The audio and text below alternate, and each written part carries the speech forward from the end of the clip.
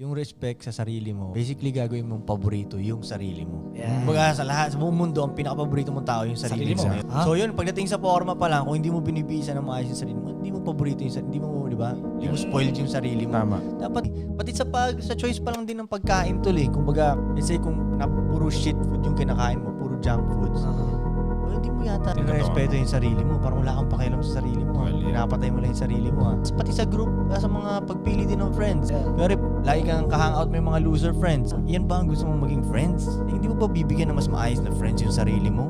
Hindi mo ba iaangat? Pagdating rin sa babae, pero dinidisrespect ka ng babae. Okay lang ba sa'yo na madisrespect ka ng babae? O maghahanap ka ng babae hindi magdidisrespect sa'yo? Yung point ko, gawin mong paborito yung sarili mo. I-spoil din mo yung sarili mo dahil unang-una, yun lang pinakakakampi mo rin sa lahat eh.